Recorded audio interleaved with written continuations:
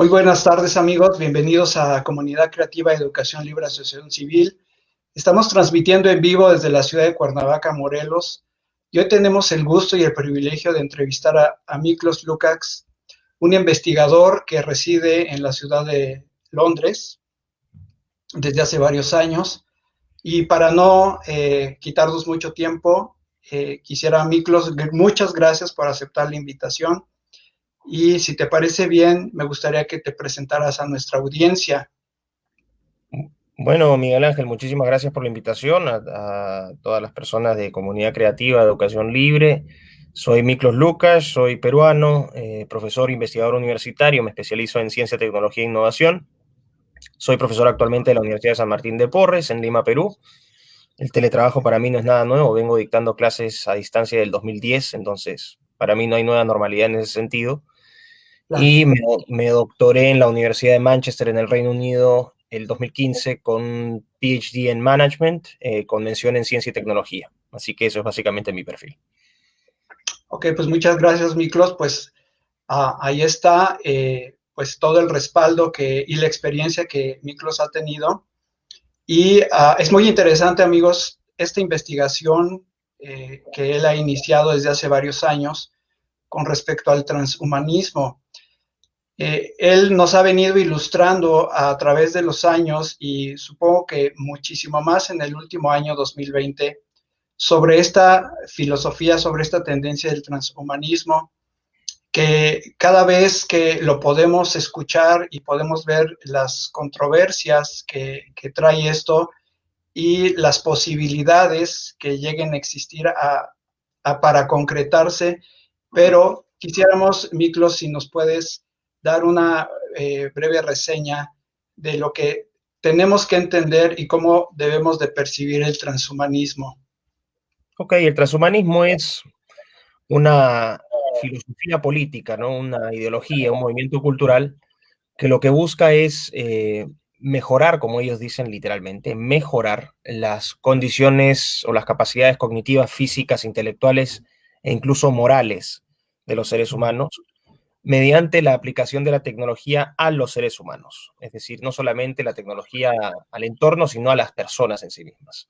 Y tienen tres grandes objetivos que son la superlongevidad. Ellos plantean que la muerte es una enfermedad, así lo han planteado en esos términos, y que tenemos que curar esa enfermedad y por lo tanto se aspira inicialmente a prolongar dramáticamente la esperanza de vida de las personas, ya en un futuro más de ciencia ficción, llegar a ser inmortales. Después el segundo punto vendría a ser la superinteligencia. El transhumanista plantea que nuestra capacidad intelectual es muy limitada, que en el proceso evolutivo, asumiendo que la teoría de Darwin es correcta, porque son críticos del darwinismo, estamos en una etapa muy temprana de nuestra evolución y que la idea de esta tecnologización del ser humano es aspirar a ser seres intelectualmente muy superiores a lo que somos ahora. Incluso se habla de la creación o formación de una intelectualidad colectiva de toda la humanidad, donde todos finalmente nos fusionamos nuestras capacidades individuales en una superinteligencia colectiva. Pero esos también son obviamente ya proyecciones más de ciencia ficción. Y el último tratado, el último punto es el super bienestar, que de nada sirve ser súper longevo y súper inteligente si la calidad de vida que vamos a tener es muy mala. Por lo tanto, especialmente mediante manipulación genética, lo que se busca es literalmente editar los genes asociados a nuestros vicios, extirparlos, ¿no? Y dejar solamente nuestros genes buenos.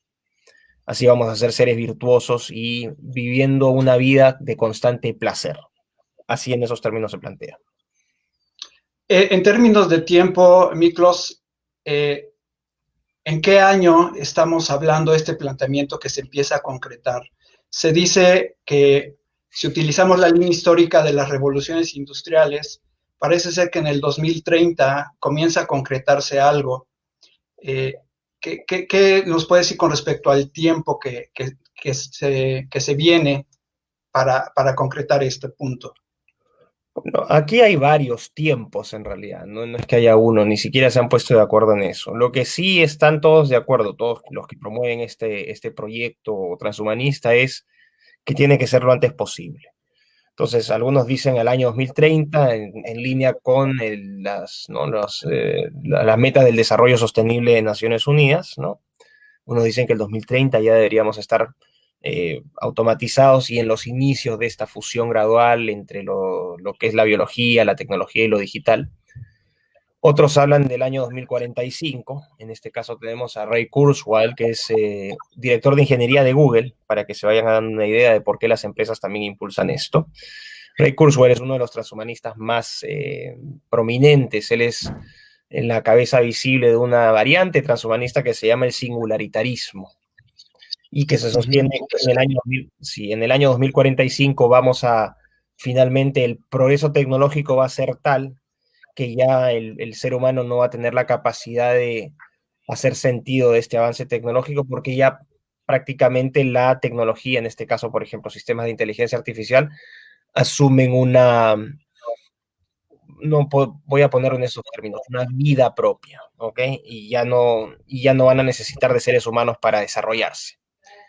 Y después incluso hubo la iniciativa 2045 hace unos años atrás, es una iniciativa promocionada por un billonario ruso que también contó con cierto empuje o cierta atracción, pero si te fijas, entonces los plazos van 2030 a 2045, más de 2050 imposible. O sea, para esa fecha ya, o para ese año ya, el Homo trans va a ser una realidad palpable, ¿no? Ok. Miklos, si no me fallan las fechas y los cálculos, el 9 de noviembre de 2019 entrevistas a David Pierce, hace un año. 8 días después empieza a surgir el tema de la pandemia. ¿Hubo algún cambio significativo en lo que tú habías concebido del transhumanismo y la información que te proporcionó David Pierce? ¿Cambia en algo, constata, confirma algo? ¿Hay un nuevo enfoque a partir de la pandemia? ¿O son dos escenarios que van caminando? ¿O son dos partes de un todo? A ver, hay que hacer una distinción. Es buena la pregunta en la medida que permite diferenciar diferentes promotores transhumanistas. Pierce es un filósofo transhumanista. Él pertenece a lo que yo llamo la escuela de los transhumanistas ingenuos, ¿no? De los transhumanistas románticos, en el sentido en que están enamorados de sus ideas y sueñan en ese mundo de ideas y proyectan estos escenarios, algunos de conciencia, la inmensa mayoría con ciencia ficción, pero son, vamos a decir, gente que está enamorada de su idea y que piensa esa idea, pero más allá de organizar eventos, cursos, charlas, conversatorios, su impacto no es muy grande. Esos son los transhumanistas, los idealistas, ¿no? De esos hay un montón. Y después tienes a los pragmáticos, que no son necesariamente transhumanistas, que son los que tienen el dinero, las tecnologías, todos los recursos para movilizarnos hacia una materialización de este transhumanismo. Y aquí vas a encontrar a los gigantes, a los CEOs o grandes directores de las grandes empresas tecnológicas, no solamente en los Estados Unidos, sino también en Europa, también en China, también en Rusia. El caso de China ya no son los billonarios, sino es abiertamente el Partido Comunista Chino, ¿no? Que, bueno, hemos visto que el Partido Comunista Chino, el registro de respeto a los derechos humanos, nunca ha sido muy brillante. Entonces, si como tiene 1.400 millones de personas y cada persona ahí es un número, si es que hay que experimentar con algún grupo de esas personas, se hará, ¿no? Por ejemplo, hace poco la Russia Today, que es el portal de noticias ruso, publicó una noticia que ya en China que no sé, no se puede afirmar que sea, no está confirmada por lo menos, pero simplemente da una idea, ¿no? De que ya se estaba trabajando para modificar genéticamente a los soldados chinos, para que fueran más resistentes al frío, al calor y que comieran menos, y que fueran menos hambrientos. O sea, eso ya está haciéndose. Entonces, los pragmáticos en el lado de Occidente son estos Por ejemplo, Elon Musk abiertamente no lo dice, pero es con este proyecto de Neuralink, no sé si han visto este chip que te pones en el cerebro. Bueno, esos son inicios del humanismo.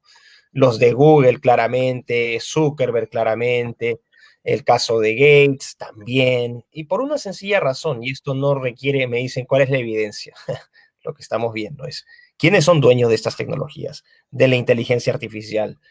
¿Quiénes han comprado las startups o tienen gran participación en las principales empresas de biotecnología? Son los mismos actores de siempre, los viejos conocidos, o gigantes tecnológicos o fondos de inversión que por el inmenso poder o sea, la gran liquidez que tienen pueden comprar, comprar, comprar, comprar, y lo que se hacen es que se aseguran grandes participaciones accionarias o participaciones accionarias relevantes en empresas que están fuera de su rubro, que es la tecnología, pero que están relacionados, por ejemplo, con la biotecnología, la robótica, la nanotecnología, la impresión en 3D, etcétera, etcétera, ¿no? Entonces esta gente controla esas tecnologías y la lógica es muy clara. Hay un interés velado porque todos estos sujetos tienen un complejo mesiánico. Ellos literalmente se sienten dioses, ¿no? Ellos lo han hecho bien. Esas bacterias que nosotros vemos desde nuestros jets privados, ¿no? Pobres diablos, no saben nada, nosotros somos exitosísimos y nosotros somos los visionarios, vamos a dejar nuestro legado en el mundo. Entonces, bueno, estas bacterias no saben la maravilla que va a ser fusionarse con las tecnologías y que en vez de tener ojos naturales tengan cámaras con super zoom. Parece una nota así de, ¿no? Una locura, pero es que así se ve el mundo. ¿Y eso qué produce? Bueno, la adicción de poder, por el poder de esta gente también, que la estamos viendo hoy, ¿no? Eh, la posibilidad de literalmente controlar de facto a miles de millones de personas. Ahora lo estamos viendo con el tema, ahorita estamos empezando con apps, ¿no? De vigilancia, las cámaras de rastreo, es la edad de bronce de lo que se viene. Ujú. Pero más adelante, microchipping probablemente, o la gente ya está especulando con vacunas y nanobots. No digo que ese sea el caso, pero técnicamente ya sería posible hacer algo así. Fusionarnos con otros genes de diferentes especies, diseñar seres humanos a medida, ya no necesitar a las madres para que gesten a los hijos. De hecho, ya ha surgido una tecnología que se llama la ectogénesis. En esta ectogénesis lo que se hace es, en 2017, 8 corderos fueron gestados fuera, en biobolsas, fuera de la Ujú. madre, ¿no? Fuera de la abeja, y llevaron a buen término. Es decir, ya puedes generar un entorno artificial para la gestación de criaturas vivas. Y imagínate las implicancias o las implicaciones que esto tiene para las relaciones afectivas entre hombre y mujer, la identidad de los seres humanos, el tema de las familias, o sea, rompe todo esto desde su matriz. Así que esa gente obviamente tiene un interés velado económico, claramente, porque son los que van a controlar esas tecnologías, político, claramente, porque lo que han hecho ahora es privatizar el poder, más adelante lo van a ejercer, como lo han privatizado a través de la filantropía. No es que hayan hecho nada malo, pero no necesitan tener candidatos, o sea, ellos no necesitan lanzarse a las presidencias de los países, para eso contratan a un Biden, ¿no? Al que le dan una serie de incentivos de diferente tipo, Claro. y así lo mismo hacen con todos los que están en los organismos supranacionales, en los diferentes gobiernos de los países, y al final es una cadena de incentivos, ¿no? Muy poderosa. No es que sea ilegal, porque nadie le ha dicho, no existe una ley que le prohíba a Bill Gates donar 3.400 millones de dólares a la Organización Mundial de la Salud. No es ilegal, que es inmoral profundamente, porque lo que ha hecho este tipo es literalmente privatizar la OMS y convertirla en su Ministerio de Salud. Pero bueno, el punto es ese. Entonces tienes a los transhumanistas, que son esos transhumanistas idealistas, enamorados de su idea, de sus ideas, ¿no? Que tienen tiempo para empezar estas cosas, versus los pragmáticos que ven en el transhumanismo una agenda para aumentar el alcance y la fuerza de su poder. Ok, Miklos, déjame leerte una frase, si me lo permites. Dice, toda ciencia es esencialmente un medio hacia un objetivo. El medio, estrategia, es el conocimiento. El objetivo es el control. Más allá de ello, queda pendiente una sola pregunta. ¿Quién será el beneficiario? Cuando fuiste entrevistado por dos jóvenes españoles, ah, hablabas nombrabas a varios personajes, varios filántropos, y al final decías tú la pregunta, ¿qué les puede interesar a ellos todo este cambio que quieren realizar? Y me acordé de esta frase. Esta frase está en un documento medio extraño que se llama Armas silenciosas para guerras tranquilas. Y si me permite la audiencia, dice este documento, a fin de alcanzar hacia una economía totalmente predecible, los elementos de las clases inferiores de la sociedad deben ser llevadas a un control total, es decir, puestas a la calle, sometidas al yugo y asignadas a un deber social de largo plazo desde edad temprana, antes de que tengan una oportunidad de hacerse preguntas o cuestionamientos sobre la propiedad de la materia. Para llegar a tal conformidad, la célula familiar de las clases inferiores debe ser desintegrada por medio de un proceso de aumentación de preocupaciones por parte de los padres. La preocupación que yo puedo manifestar y expresar, Miklos, es que cómo va a operar o cómo se va a manejar en un futuro la educación. Si bien todos estos términos que vamos escuchando, robótica, nanotecnología, inteligencia artificial, progreso, fusión, que creo que es la palabrita que te hizo mucho ruido, la palabra fusión completa, la fusión de humanos con máquinas, explosión de inteligencia y finalmente autoaprendizaje. Veo en este documento que se trató de hacer algo con respecto al control, con respecto al manejo de las masas. Lo estoy viendo desde otra perspectiva, pero la preocupación, repito, es la educación. En tu experiencia como docente, como maestro, ¿qué tenemos que esperar los padres de familia, los maestros, los contenidos de los planes y programas de estudio a nivel mundial, el MIT, las universidades que enseñan tecnología? ¿Cómo los podemos percibir desde ahorita? Es una pregunta súper amplia. Voy a tratar de responder partes y a lo largo de la conversación de lo que vaya respondiendo, si quieres puedes ir preguntándome más. Vamos a partir con lo siguiente. Estamos en un proceso donde lo que vamos a ver es una mayor estatización de la vida privada. Entonces, ¿esto qué significa? Los estados van a tener un rol bastante mayor, si es que no es casi paternalista, invasivo sobre la vida de las personas, bajo la excusa, hoy es el COVID, ayer fue el COVID, hoy es la nueva variante del COVID, después vendrá otra nueva variante y así tendrán excusa tras excusa para ir limitando las libertades de las personas. Ahora, ¿por qué digo que esto es peligroso? Porque al final lo que el Estado busca es, vamos a decir, apropiarse de alguna manera de la mente de los más chicos, de los hijos. Esto ya no es ninguna sorpresa, o sea, hemos visto en los últimos años la intensa campaña que estos grupos, estas ONGs financiadas con millones de dólares, estos parlamentarios o políticos traidores y vendidos, ¿no? Literalmente judas que se regalaron por unas monedas para echar a su país, aprobando leyes o proponiendo leyes, por ejemplo, de género, LGBT, el aborto, que lo que buscan finalmente lo que buscan es redefinir el concepto de vida para transformar la vida no en un sujeto que es esa persona, ese ser humano, sino en un objeto. Nuevamente esto, cuando hablas de objeto, te haces alusión también al transhumanismo, porque para el transhumanismo no somos una identidad completa, somos un conjunto de cosas, una modularidad del ser humano, no una integridad del ser humano. Eso es una. Dos, lo que puedes ver también es en la agenda, por ejemplo, del género LGBT, lo que busca es afectar abiertamente la identidad sexual de los más niños, de los adolescentes. Después vas a ver también el tema del feminismo, que lo que busca es, de alguna manera, claro, bajo la idea de empoderar a la mujer, lo que en el fondo estás haciendo es criminalizar el cortejo del hombre hacia la mujer.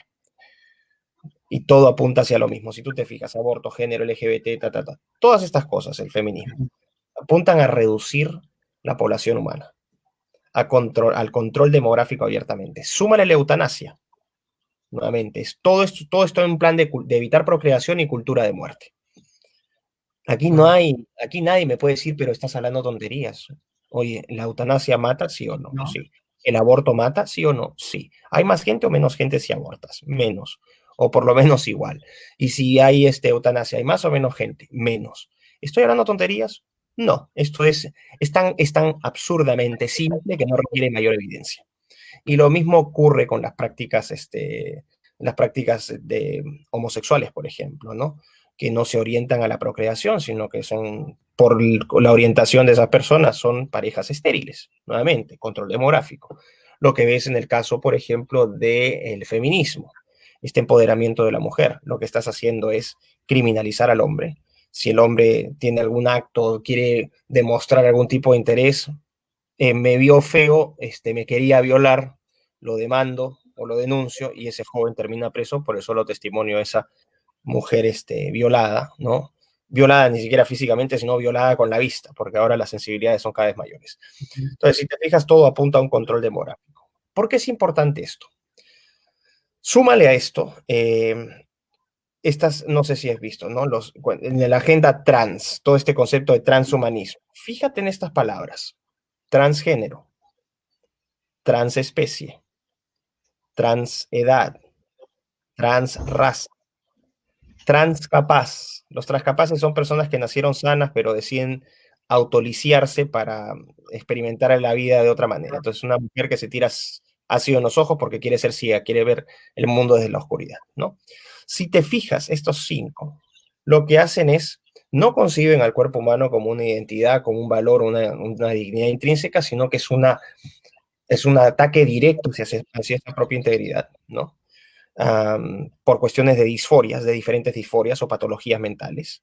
Por eso es que se busca criminalizar a quienes digan que estas son enfermedades, que lo son, porque si tú dices que son gente enferma, entonces deslegitimas esta idea de descubrir tu propia identidad, ¿no? Mi cuerpo, mi decisión. Y ahí tú te vas dando cuenta cómo estas frases van alzándose. 1 billón de pie, haciendo la idea de que son mucha gente que está de la mano en estas agendas.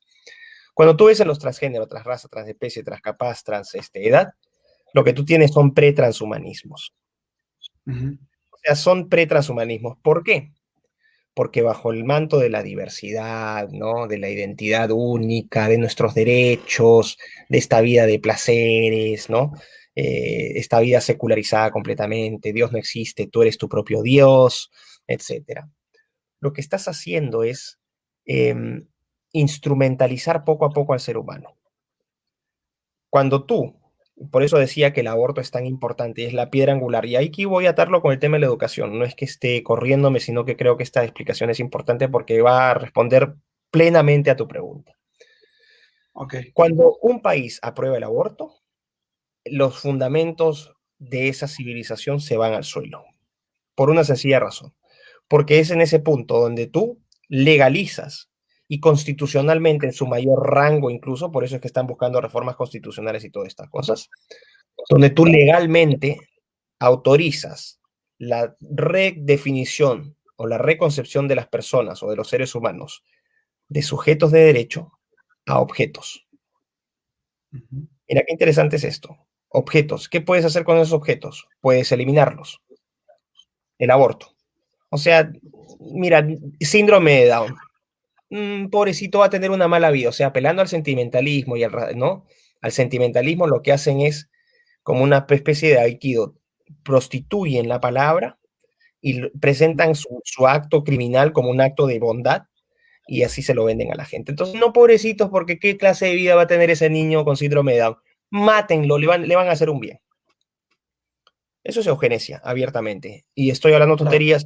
En Islandia esto ya es legal, por ejemplo, y se viene en más países, ¿no? Entonces, tienes el aborto, tienes esta cuestión. Segundo punto, cuando los transformas en objetos, a esos objetos los puedes, así como los desechaste, los puedes comprar y vender como las cosas, ¿no? Cosificar a la persona. Ah, pero estás hablando tonterías. Bueno, váyanse a los mercados de vientres de alquiler. compra y venta de seres humanos, con precios de mercado diferentes. Si tú vas a tener, si a tu hijo lo quieres fabricar, entre comillas, tu hijo, quieres que lo fabriquen en la India, en esas fábricas, ¿no? Donde tienen trata de personas a cientos de mujeres encadenadas literalmente en estas casas para estar embarazadas todas, ¿no? Teniendo hijos ajenos. Bueno, eso es un precio de mercado. Si lo haces en Estados Unidos, tiene otro precio, es más caro. Si usas, por ejemplo, quieres que tu hijo sea rubio, ojos azules, bueno, las características del semen del donante X van a ser más caras que la del donante Y. Nuevamente, lo que estás haciendo es transformarte a la persona de un ser con una dignidad inherente, con un valor inherente que es esa vida, a un objeto. Puedes experimentar con esas cosas. Los embriones de hasta 14 días.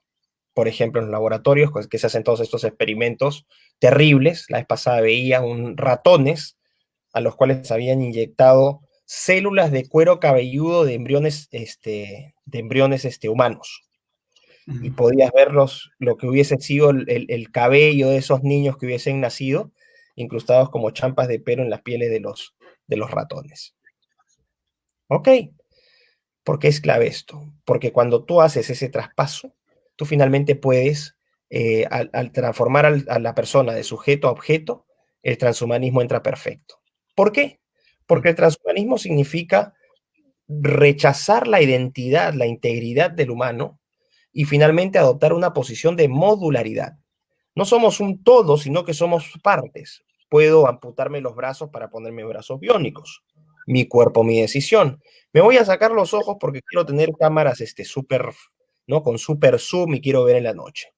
¿Sabes qué? No me gusta el pelo, lo que voy a hacer es me voy a poner placas de titanio acá en la cabeza.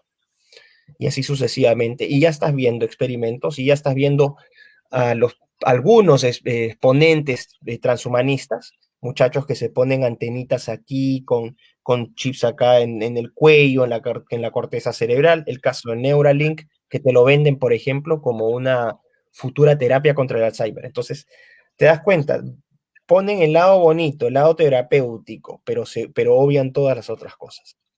¿Y esto a qué nos lleva? Finalmente lo que tú haces al cosificar al ser humano es toda diferencia de sexo, de raza, de edad, ¿no? Diferencias que son algunas inmutables de nacimiento, finalmente las relativizas. Y en nombre de la diversidad, lo que haces es estandarizar al ser humano. Y al estandarizarlo en su concepción más sencilla es, dejan de existir estas verdades autoevidentes, como el hecho de que tú paras a un hombre desnudo y una mujer desnudo, las diferencias son evidentes, intelectualmente o cognitivamente también son diferentes, y lo que vas a tener es esa estandarización, transformar al ser humano en una plastilina, en una arcilla. Entonces, lo que estás haciendo en realidad en nombre de la diversidad, lo que estás haciendo es estandarizar al ser humano. Y al convertirlo en una arcilla, puedes hacer con esa arcilla lo que se te dé la gana, con esa plastilina lo que se te dé la gana. Por ejemplo, en diciembre del año pasado, el New England Journal of Medicine, que es la revista científica de medicina general más importante del mundo, es una revista calificada como Q1, es decir, quien publica en esa revista ve su carrera académica o científica dispararse como una estrella. Mira el paper que publicaron supuestamente en este journal científico, el del mayor impacto de citación en el mundo en su campo. Decía, ¿por qué? O argumentaba de que ¿por qué asignar? Así decía, asignar el sexo a los bebés recién nacidos debería ser prohibido o descontinuado porque ofende a los transgéneros. Aquí con qué voy con esto, ni siquiera la academia. Cuando dicen, citan, por eso dicen, cree en la ciencia. No es ciencia esto. Cuando tú te vas a ver por qué, falacia autoridad y no es ciencia. ¿Por qué falacia autoridad? Porque estos mismos filántropos que yo te decía, ¿no? Que son siempre los mismos de siempre. Hay más, obviamente, ¿no? Es una cadena, no es que sean los únicos. Pero, por ejemplo, cuando, no sé, Bill Gates dona 180 o 200 millones de dólares a la Universidad de Oxford para investigación científica, lo que está haciendo de facto es poner en planilla a todos los académicos o un montón de académicos que trabajan en esa universidad. Porque esos van a decir, mira, conseguir fondos de financiamiento Me invitan a coctelitos, me llaman a programas de televisión, me vuelven una estrella, me saco incluso fotos hasta con Brad Pitt. Hay una serie de incentivos. Pero en este caso, la ciencia deja de ser ciencia porque se alinean las líneas de investigación que los filántropos o quienes donan esos dineros quieren. Entonces, lo que se hace es que la verdad se somete a la agenda política. Y por eso has visto en estos últimos años la explosión de campos absolutamente inútiles a científicos completamente, por ejemplo, como los estudios de género. ¿Por qué hay tanto género? Porque hay mucha plata. Me llamó mucho la atención una frase que te dijo David Pierce.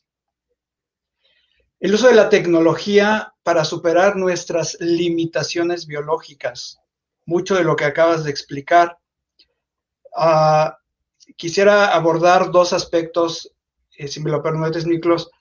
Por ejemplo, mi hija, la más pequeña, está estudiando ingeniería en sistemas. Y he visto que en las primeras materias está viendo fibra óptica, cableado, matemáticas, todo lo que tiene que ver. En específico, las universidades van a darle apertura, le podrían dar apertura o le van a dar apertura de una manera más profunda a estudiar con el propósito de participar en esta fusión que se espera se dé en algunos años. Te lo voy a poner de esta manera. Hacia ese punto, Yato, lo que estaba diciendo para responder tu pregunta directamente. Se va a, ojo, ya no estamos hablando de centros de educación. Ahora, en su inmensa mayoría, y que la gente empiece a usar el lenguaje correctamente, no son centros de educación, son centros de adoctrinamiento.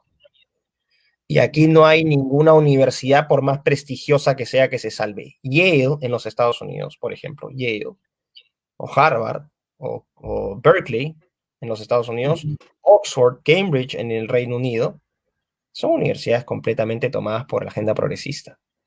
Y todos entran y salen pensando que el género es lo más maravilloso, que la bandera de su país ya no existe, que la que tienen que abrazar es la bandera del arco iris. Todos las personas que tienen una fe son fascistas, misóginos y radicales. Entonces, olvídense de esta idea. Hay que empezar a usar el lenguaje con propiedad. Estos centros ya no son centros de educación, son centros de adoctrinamiento. Y el adoctrinamiento empieza desde el inicio de la vida de un niño hasta el día en que uno se muere. ¿Cómo? Por eso son más jovencitos. No sé si te has fijado que antes era primer grado, después fue el kinder, después el pre-kinder, después el pre-kinder, pre-kinder, y ahora ya poco menos que nació y a los 9 meses ya le están metiendo ya, lo están educando, ¿no?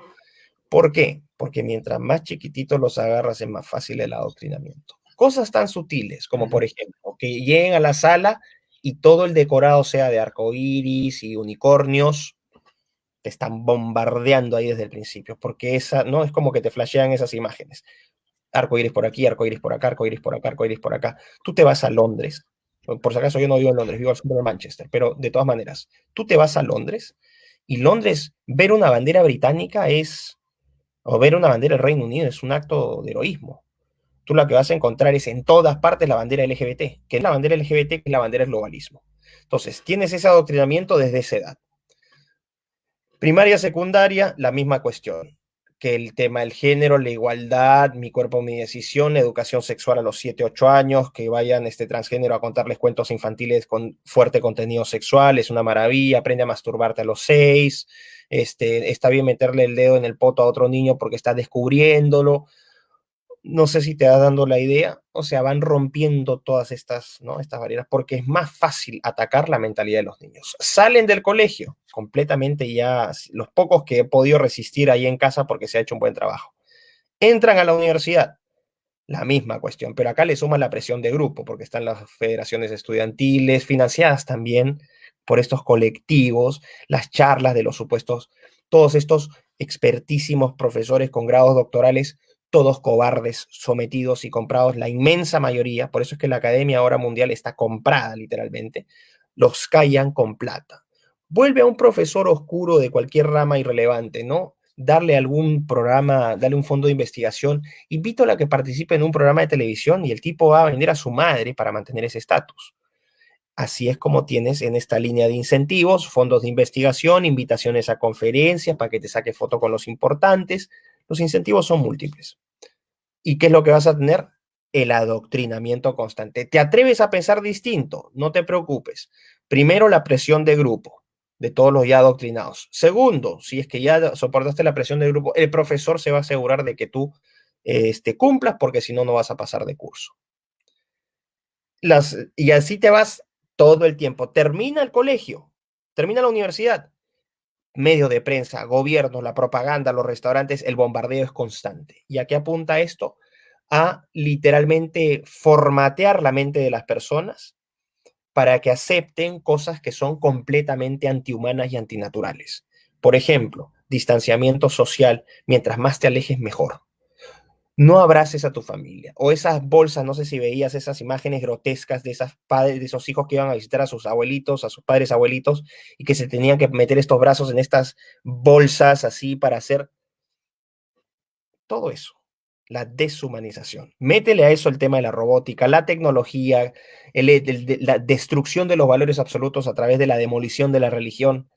Y lo que tienes es una generación o una población completamente perdida, sin anclas morales, sin referencias históricas, sin una identidad común, completamente fragmentada, sometida constantemente a este bombardeo, que ya ni siquiera es colectivo, porque nos bombardean individualmente a través de esto.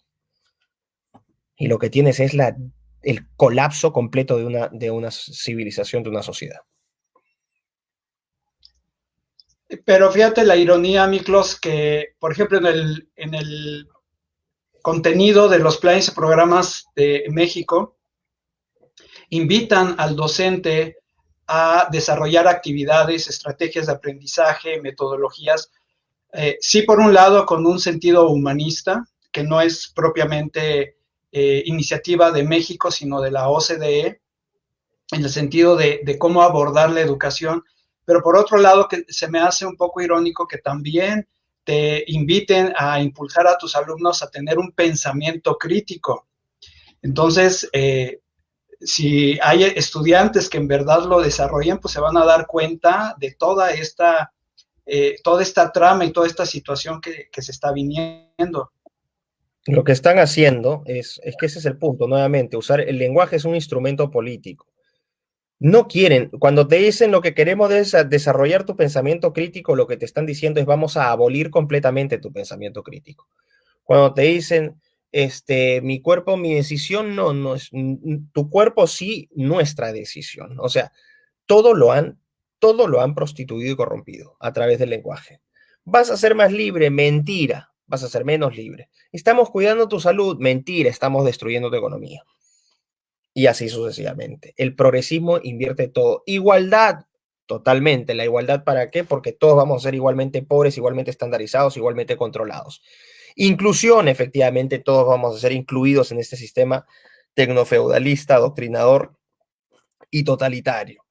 Sostenible, claro, ya no vas a poder tener emprendimientos porque el capitalismo es lo que está destruyendo el planeta, entonces vamos a ser sostenibles. ¿Eso qué significa?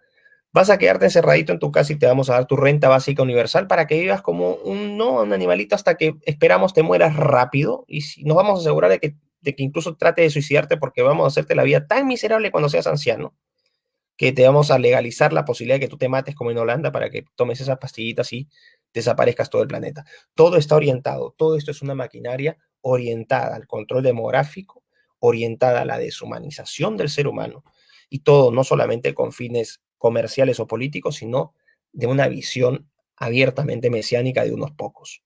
Esa es la realidad de las cosas. Entonces, podríamos ir pensando y previniendo que el docente, que el maestro, adiós libertad de cátedra desde Totalmente, su espacio. totalmente. El profesor que diga existen hombres y mujeres corre el riesgo de que lo voten de su trabajo. En algún momento eso va a ser prohibido decirlo. O cuando los comportamientos sexuales sean promovidos abiertamente y alguien diga esto no me parece bien, para afuera. No eres nadie, estás planteando un discurso de odio.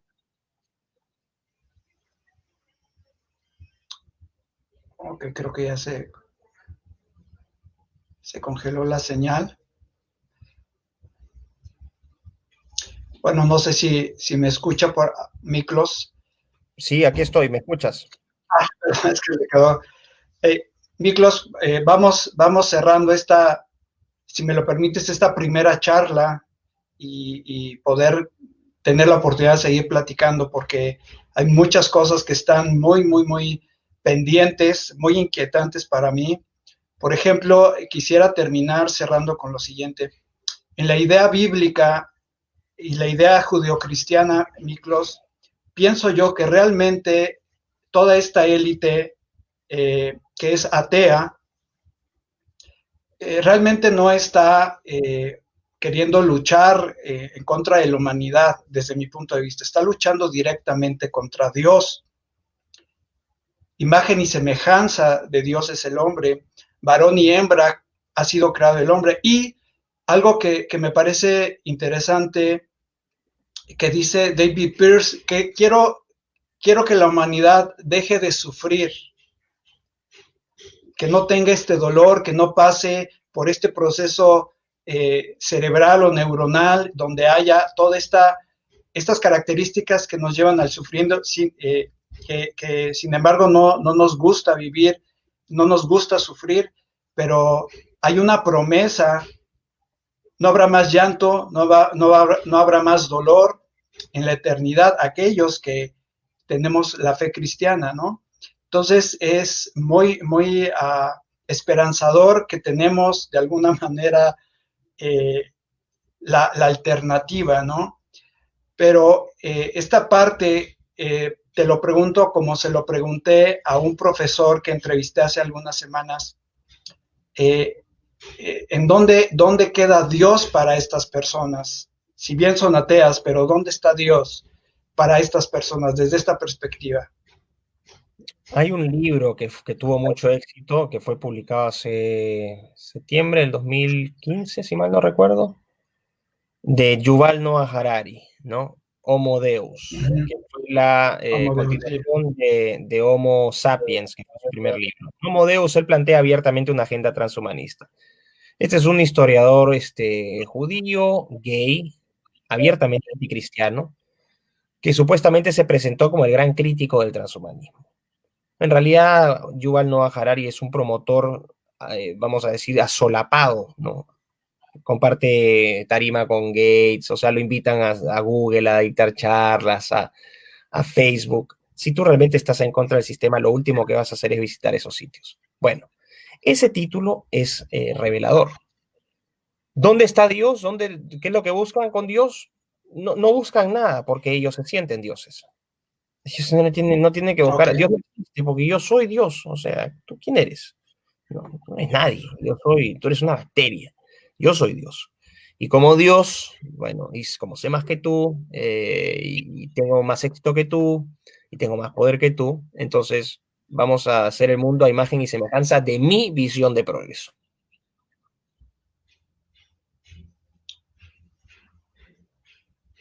Claro, y mencionando este principio judeocristiano, bíblico, tenemos esa conversación con Eva, no morirán, sino serán como Dios, ¿no? Yo creo que ahí en el Génesis, en el origen, viene toda este comienzo, todo este inicio de lo que ahora estamos viendo de una manera más palpable.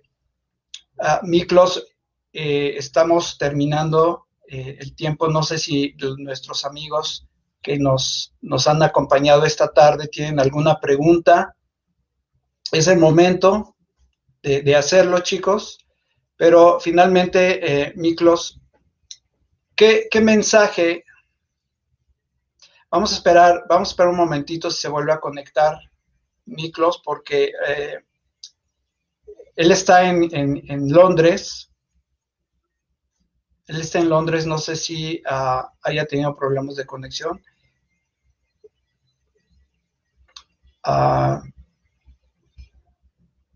Vamos a esperarnos un momentito.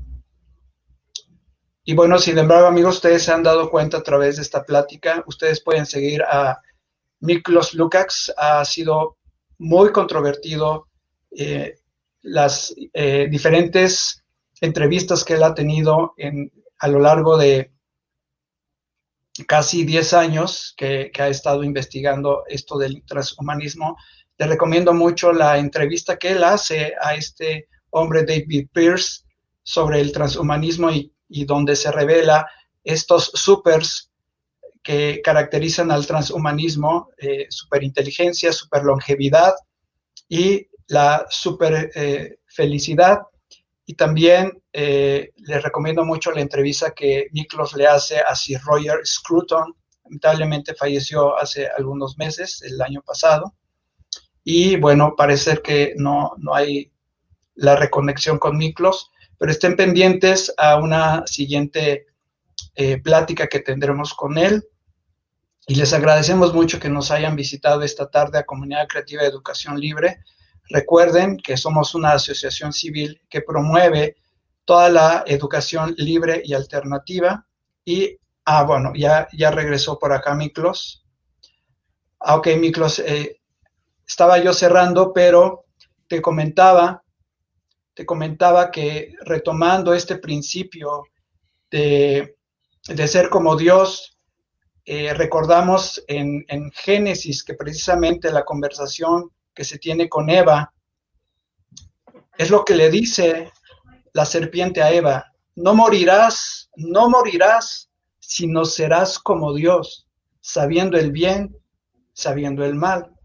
Miklos, para terminar, dice aquí Sabdiel: a pesar de todo soy optimista, el nazismo lo intentó, los soviéticos lo intentaron. Hablando del nazismo, hoy celebramos el aniversario del memorial del Holocausto judío, hoy 27 de enero. Ahí tenemos información en la página si la quieren checar. Dice, los ambientalistas lo intentaron y todos ellos fracasaron. O lo vuelven a intentar y fracasarán por una sencilla razón: la palabra de Dios permanece y ellos son hombres mortales que pasarán como la hierba del campo. Ciertamente es así como lo dice Dios en su palabra. Miklos, ¿qué mensaje nos puedes dar a los padres que hemos educado en casa durante varios años, y hay padres que lo siguen haciendo?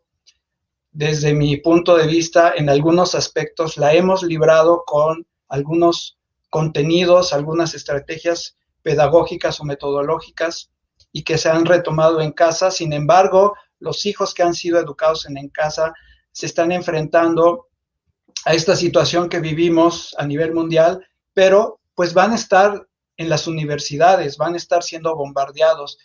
¿Qué palabras nos puedes dirigir a los padres que educan en casa y a los docentes que estamos todavía en esta, pues no me gustaría decir lucha o batalla, pero sí al frente de hacer la diferencia, como lo hemos intentado en Comunidad Creativa?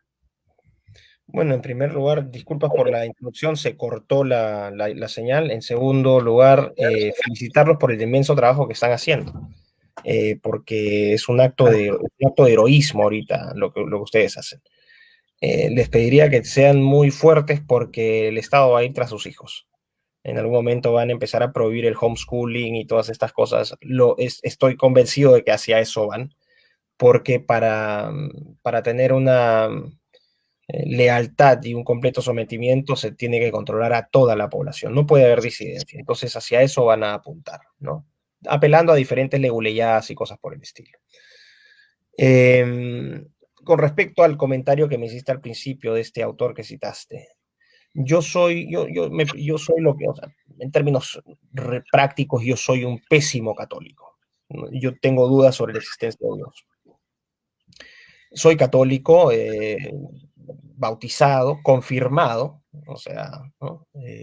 Pero tengo dudas existenciales en ese sentido, de mi parte, ¿no? Pero bueno, el punto es que a pesar de todas esas dudas que tengo, me alineo directamente con los principios, ¿no?, de las tradiciones judeo-cristianas, porque son las que me definen como ser humano. En el peor de los casos soy un cristiano cultural, en el peor. Uh-huh. Y desde esa perspectiva, ¿por qué hago esta distinción? Porque mi análisis quizás no apele a la fe, sino apele incluso a la historia. a la evidencia, claro. sin caer en ese cientifismo ridículo de los ateos anticristianos, porque yo sí creo que hay una dimensión trascendental muy importante en el ser humano que se puede expresar o manifestar de diferentes maneras. Ujú. Es cierto, hoy nuevamente entramos en un momento donde finalmente el hombre cree nuevamente tener el poder suficiente y el conocimiento suficiente para dominar a la naturaleza y dominar lo que los católicos o mis amigos cristianos protestantes dicen, ¿no? La voluntad o la creación de Dios. No puedes abordar de los dos ángulos y vas a llegar a la misma conclusión. ¿Cuál es esa? El costo de su distopía va a ser muy alto, como todo en la historia. Claro, ya pasó el tiempo y ahora podemos evaluar la revolución bolchevique, la revolución comunista, maoísta, la Segunda Guerra Mundial, el nazismo, la Revolución Francesa. Ya las podemos evaluar desde la comodidad de la distancia temporal. A nosotros no nos tocó vivir esas desgracias. Y las imposiciones de esas distopías generaron inmenso dolor y sufrimiento para millones de personas e hicieron miserable la vida de millones de personas. Claro. Esto va a ser lo que yo creo que va a pasar ahora. Estamos iniciando un periodo, no quiero sonar pesimista, sino que simplemente por lo que estoy viendo, ¿no? Un periodo de degradación de la humanidad, de antihumanidad muy fuerte, de automatización, de sometimiento de las libertades de los seres humanos frente al poder de las máquinas, al poder del dinero, a la corrupción, a la vanidad y la ambición de aquellos que sin escrúpulos vendieron a sus compatriotas, a sus países, a sus niños por tener una cuota de poder, un poco de dinero. Eso va a generar un costo. Ya el daño, creo que el grado de penetración de esto es tan fuerte que el daño va a ser hecho y va a ser un gran daño.